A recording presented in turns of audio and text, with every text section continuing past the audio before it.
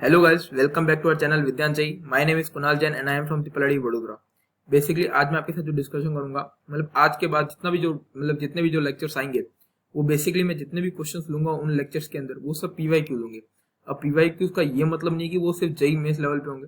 JEE mains और JEE advance जो recently अभी पूछे जा चुके हैं, यानी जेई मेंस की बात करूं तो पहला मेरा ये होगा कि मैं फेब और मार्च अटेम्प्ट 2021 के अंदर जो पेपर हुआ उनमें जो क्वेश्चंस आए हैं, यदि मैं आज समझ लो आज सीक्वेंस एंड सीरीज मैं आज उसमें क्वेश्चन करूंगा, तो उसमें जो फेब और मार्च अटेम्प्ट के जो क्वेश्चन आए वो मैं आपके साथ डिस्कस करूंगा। और जेई एडवांस की जब तक बात रही तो मैं आपको 2020 से शुरू करूंगा और 2015 तक लेके जाऊंगा मेनली, ठीक है ना। पहला फोकस ये होगा, यदि और टाइम मिला तो हम आगे और उसको लेके जाएंगे, क्लियर है। और मैं आपको एक और चीज बता दूं, नेक्स्ट लेक्चर या नेक्स्ट टू नेक्स्ट लेक्चर में मैं आपको मैथमेटिकल रीजनिंग का एक वन शॉट प्रोवाइड करूंगा। वन शॉट में ये होगा कि जितनी भी उसमें जो थ्योरी होगी, मतलब मैथमेटिकल रीजनिंग में जितनी भी टर्म्स आती है, like contrapositive, converse, inverse, union लेते हैं, इंटरसेक्शन लेते हैं, जितनी भी जो टर्म्स है, टोटोलॉजी, फैलेसी, जितनी भी आपने पढ़ी होगी या आपने नहीं पढ़ी होगी क्योंकि कोचिंग में नहीं पढ़ाते हैं, तो मैं आपको बता दूं उस लेक्चर के अंदर मैं सारा कवर कर दूंगा 20 से 30 मिनट के अंदर, ठीक है। पर उसके अंदर कोई क्वेश्चन नहीं होगा। और मैं आपको गारंटी के साथ एक चीज बोल सकता हूँ कि यदि आपने वो लेक्चर आपने ध्यान से देखा तो थ्योरी में उसके अलावा कुछ नहीं आ सकता, फिर आपको सिर्फ प्रैक्टिस करनी पड़ेगी। और यदि आप चाहोगे तो मैं प्रैक्टिस के सेशन और लेके आ जाऊंगा मैथमेटिकल रीजनिंग पे। तो आज हम बेसिकली मैं आज आपके साथ सीक्वेंस एंड सीरीज का डिस्कशन करूंगा। सीक्वेंस एंड सीरीज में मैं आपको सबसे पहले जेई एडवांस 2020 का एक क्वेश्चन है, क्योंकि आप मान के चलें कि सीक्वेंस एंड सीरीज से एक क्वेश्चन जेई एडवांस में आना तय है और वो सिंपल आता है, इतना हार्ड भी नहीं आता। तो शुरू करते हैं। सबसे पहले मैं आपको बता दूं, एक सेकेंड, ये क्वेश्चन है। क्वेश्चन ये बोला है A1 A2 A3 ऐसे सो ऑन है, सीक्वेंस ऑफ पॉजिटिव इंटीजर्स है जो कि एपी में। इनडायरेक्टली ये बोल रहा है कि A1 A2 A3 से लेके AN एक पॉजिटिव इंटीजर्स है और ये सब एपी के अंदर है, क्लियर है। और इनका जो कॉमन डिफरेंस है वो 2 है, क्लियर। ये पहला पॉइंट। दूसरा ये गिवन है कि B1 B2 B3 ये सभी पॉजिटिव इंटीजर्स ये Bn तक, और ये एक जीपी के अंदर है जिनका कॉमन रेशियो 2 है, क्लियर। और इन्होंने बोला है कि जो एपी की फर्स्ट टर्म है, जैसे इन्होंने बोला A1, और जो जीपी की फर्स्ट टर्म यानी B1, वो दोनों इक्वल है, उसको आपने एक सी कांस्टेंट की तरह लेट कर दिया, क्लियर है। अब हमें ये बताना है कि then the number of all possible values of C for which this equality hold for some positive integer n, clear है। तो सबसे पहले मैं आपको बताता हूँ, ये जो इक्वलिटी किया, ये आपको जो इक्वेशन गिवन है ना, मैं इसी से प्रोसीड करूंगा। अब यहाँ क्या गिवन है, A1 plus A2 plus A3 ऐसे सो ऑन AN तक, ये इनडायरेक्टली आप देखेंगे तो सम ऑफ एपी गिवन है। अब सम ऑफ एपी का फॉर्मूला क्या होता है, n/2 2 times A1 plus n-1 multiply with d, और यहाँ d कॉमन डिफरेंस है, कॉमन डिफरेंस यहाँ गिवन आपको 2, क्लियर है। तो यहाँ मैं 2 लिख दूंगा, क्लियर हुआ आपको, ये आपको क्लियर है। ये लेफ्ट हैंड साइड का मतलब यही है। अब राइट हैंड साइड में गिवन है B1 प्लस B2 से लेके Bn तक का सम, ये कुछ नहीं गिवन है, sum of all terms of GP. इसका फॉर्मूला क्या होता है, a, मैं आपको यहाँ फॉर्मूला बताता हूँ, a into r to the power n-1 divided by r-1, जहाँ r है कॉमन डिफरेंस, a है उस जीपी का फर्स्ट टर्म। अब इस जीपी में फर्स्ट टर्म क्या है, B1, क्लियर हुआ आपको, और r यानी कॉमन डिफरेंस यहाँ गिवन है 2 to the power n-1 divided by 2-1, clear हुआ। अब आपको ये पता क्वेश्चन के अंदर गिवन है कि A1 इक्वल्स टू B1 है और उसको आप एक कांस्टेंट C लेट कर दे, क्लियर है। तो मैंने वही किया, ये 2 से 2 कट, बचा n। अब मैंने 2 A1 की जगह से लिख दिया C plus n-1 multiply with 2, clear है। और B1 की जगह भी C है क्योंकि A1 और B1 दोनों इक्वल है, 2 टू द पावर n-1, और ये 2 - 1, ठीक है। अब मैं बताता हूँ मैंने C में क्यों लिखा, क्योंकि जो भी इक्वेशन आएगी हमें फाइनली C की वैल्यू फाइंड करनी है, तो हमें जो इक्वेशन है उसको C में कन्वर्ट करना ही पड़ेगा, क्लियर है। अब मैं इसको कुछ नहीं कर रहा हूँ, सिंप्लीफाई कर रहा हूँ, 2nc plus 2n square minus 2n is equal to 2 to the power nc minus c। अब मैं c को एक साइड लेके जा रहा हूँ, 2 to the power n-1 minus 2n is equal to 2n square minus 2n। ये आपको एक सेकंड क्लियर हुआ। अब मैं कुछ नहीं कर रहा, c को मैं लिख रहा हूँ 2n square minus 2n divided by 2 to the power n-1 minus 2n। आपको यदि ये इतना क्लियर है ना, तो ये अपन का इस क्वेश्चन को सॉल्व करने का फर्स्ट स्टेप होता है। आपको सबसे पहले c की वैल्यू तो निकालनी ही पड़ेगी। अब दिक्कत ये आती है कि आगे कैसे प्रोसीड करेंगे। इसके लिए आपको एक क्वेश्चन के अंदर हिंट गिवन है कि ये जो A1 B1 A2 B2 जितने भी है, जो भी टर्म्स है, जितने भी AP के टर्म्स है, जितने भी GP के टर्म्स है, वो सब पॉजिटिव इंटीजर्स है, क्लियर है। ये सारे पॉजिटिव इंटीजर्स यानी a1 भी पॉजिटिव इंटीजर्स है, b1 भी पॉजिटिव इंटीजर और c1, क्योंकि a1 और c इक्वल है तो मतलब c भी पॉजिटिव इंटीजर हुआ। इसका मतलब ये जो भी वैल्यू आएगी वो एक पॉजिटिव इंटीजर होगी। पहली बात मैं आपको बता दूं, इंटीजर का मतलब ये हुआ कि जो न्यूमरेटर के अंदर टर्म है, मैं नेक्स्ट स्लाइड पे लेके जाता हूँ।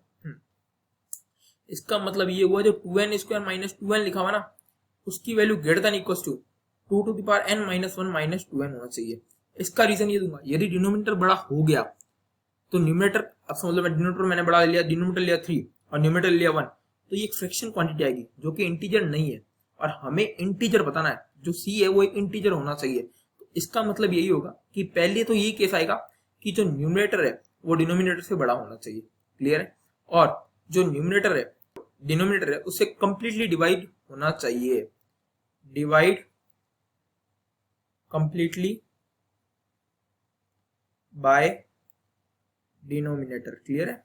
अब पहला step numerator greater than denominator होना चाहिए। आप इक्वल टू भी लिख सकते हैं, क्योंकि यदि आप ये मान के चलें 3 डिवाइड बाय 3 जो कि 1 होगा वो भी एक इंटीजर देगा, क्लियर है। तो आप यहाँ इक्वल टू का भी साइन लगा दे, कोई दिक्कत वाली बात नहीं है। अब मैंने यहाँ इक्वल टू साइन, अब मैं सॉल्व कर रहा हूँ 2n स्क्वायर, ये -1 कट, अब 2n square is greater than equal to 2 to the power n minus 1। अब यहाँ कोई स्पेशली कोई मेथड नहीं है कि आप क्वाड्रेटिक बना के सॉल्व कर देंगे या कोई अलग से मेथड लगा देंगे, कोई मेथड नहीं, आपको सिर्फ n की वैल्यू पुट करके ही ट्राई करनी पड़ेगी। n की वैल्यू आप 0 नहीं ले सकते, क्योंकि इस क्वेश्चन में तो पॉसिबल भी नहीं है, क्योंकि आपने जो n लिया वो टर्म्स है जीपी की, या टर्म्स है एपी की, आप बोल सकते हो a1 a2 से लेके an, b1 b2 से लेके bn, तो उसमें b0 तो पॉसिबल ही नहीं है, a0 पॉसिबल नहीं, तो मतलब यहाँ n तो 0 हो ही नहीं सकता, क्लियर है। तो n की वैल्यू शुरू होगी 1 से, और जहां तक ये इक्वेशन वैलिड होगी वहां तक अपन n की वैल्यू ले लेंगे। तो सबसे पहले अपन n बराबर 1 पुट करते हैं, n बराबर 1 मैंने पुट किया, n बराबर 1 पुट किया तो ये आएगा 2 मल्टीप्लाई विद 1 का square is greater than equal to 2 to the power 1 minus 1, जो कि देगा 2 is greater than equal to 1, जो कि ट्रू है, यानी n की वैल्यू 1 हो सकती है। अभी तो हो नहीं है वो आगे अपन चेक करेंगे, पर n की वैल्यू 1 हो सकती है मे बी, ठीक है ना। अब n की वैल्यू मैंने 2 लेके ट्राई किया, तो n की वैल्यू जो मैंने 2 लेके ट्राई किया तो 2 मल्टीप्लाई विद 2 का square is greater than equal to 2 square minus 1, जो कि आपको देगा 8 is greater than equal to 3, जो भी ट्रू है, यानी n की वैल्यू 2 भी हो सकती है, क्लियर। ऐसे से जब आप ट्राई करते रहेंगे ना, तो मैं आपको बता दूं n बराबर 5 को भी मैं एक बार ट्राई करता हूँ, ठीक है ना। 2 मल्टीप्लाई विद 5 का square is greater than equal to 2 to the power 5 minus 1, जो कि आपको देगा 50 is greater than equal to 31, ये भी ट्रू है, क्लियर। n बराबर 6 पे भी एक बार ट्राई कर दूं, n बराबर 6 देगा 2 मल्टीप्लाई विद 6 का square is greater than equal to 2 to the power 6 minus 1, जो कि आपको देगा 72 is greater than equal to 63, यानी n बराबर 6 भी हो सकता है। n बराबर 7, अब यहाँ आप देखें n बराबर 7 मैंने 2 मल्टीप्लाई विद 7 का square is greater than equal to 2 to the power 7 minus 1, clear. इसको जब मैं आगे सॉल्व करूंगा 2 ये आएगा आपको 98, जो कि ग्रेटर देन इक्वल टू बोल रहा है 127, जो कि नहीं है। इसका मतलब ये हुआ, यानी यहां से हम ये कंक्लूजन निकाल सकते हैं इजीली कि n की वैल्यू 1 2 3 4 5 एंड 6 इन 6 में से एक होगी, क्लियर है। अब जरूरी नहीं कि एक ही हो, कुछ भी हो सकता है, बट जो भी n का आंसर आएगा वो इन 6 में से एक लेंगे अपन n की वैल्यू, क्लियर है। अब मैं आपको आगे प्रोसीड करता हूँ, ये हुआ सेकंड स्टेप। अब थर्ड स्टेप मैं आपको वापस से c की वैल्यू लिख देता हूँ, c बराबर 2n square minus 2n divided by 2 to the power n minus 1 minus 2n, clear है। ये c की वैल्यू है। अब n की वैल्यू पॉसिबल वैल्यूज है 1 2 3 4 एंड 5 एंड लास्ट 6, क्लियर है। अब ये आता है कि अब c की वैल्यू क्या क्या हो सकती है। उससे पहले मैं आपको एक चीज बताऊं, c कुछ भी हो बट वो एक पॉजिटिव इंटीजर होना चाहिए, तो आप यहाँ भी आगे पुट करके ही देखेंगे, उसके अलावा कोई मेथड नहीं है इसका, क्लियर है। तो सबसे पहले मैंने n बराबर 1 पुट किया, n बराबर 1 जैसे ही पुट किया तो c की वैल्यू क्या आएगी 2 1 का square minus 2 multiply with 1 divided by 2 to the power 1 minus 1 minus 2 multiply with 1, जो कि आपको आउटपुट देगा 0, क्लियर है। अब 0 के पॉजिटिव इंटीजर होता है, नहीं होता, तो मतलब ये वैल्यू आपकी रिजेक्ट हो चुकी है। सेम हम n बराबर 2 के लिए देखेंगे, c बराबर 2 multiply with 2 square minus 2 multiply with 2 divided by 2 to the power 2 minus 1 minus 2 to the power 2 multiply with 2। ये आएगा 8 minus 4 divided by 4 minus 1 minus 4, जो कि आंसर आपको देगा -4। ये पॉजिटिव इंटीजर है, नहीं है तो ये भी रिजेक्ट। क्लियर? जैसे जैसे है ना, अब n बराबर, ये आपको करना ही पड़ेगा एग्जामिनेशन हॉल के अंदर, ठीक है ना, इसका कोई अल्टरनेटिव मेथड नहीं है। 3 का square -2 multiply with 3 divided by 2 to the power 3 -1 -2 multiply with 3। इसको सॉल्व करें, 2 multiply with 9 -2 multiply with 3 divide में 8 -1 -6, 12 डिवाइडेड बाय 1, जो कि है 12, और 12 आपको पता है एक पॉजिटिव इंटीजर है, यानी n की वैल्यू 3 वैलिड है, और उस पे n की वैल्यू 3 पुट करने में हमें जो आंसर मिलता है सी का वो 12 है, यानी एक आंसर तो 12 आ चुका है। अब एक से ज्यादा भी आंसर हो सकते हैं। क्लियर है? बट ये इंटीजर टाइप था तो इसका एक ही आंसर होगा, बट मैं आपको आगे चेक करके भी बता देता हूँ जिसके आपको कोई दिक्कत नहीं हो। क्लियर? n बराबर 4 है, n बराबर 4 के लिए 2 मल्टीप्लाई विथ 4 का square -2 multiply with 4 divided by 2 to the power 4 -1 -2 multiply with 4। Clear है? ये आएगा 32 -8 डिवाइडेड बाय 16 -9, जो कि आपको देगा 24 डिवाइडेड बाय 7। ये कोई इंटीजर नहीं है, पॉजिटिव इंटीजर तो दूर की बात, ये इंटीजर ही नहीं है, तो ये तो आंसर हो ही नहीं सकता। अब n बराबर 5 को आप देखेंगे, 2 multiply with 5 square -2 multiply with 5 divided by 2 to the power 5 -1 -2 multiply with 5। Clear?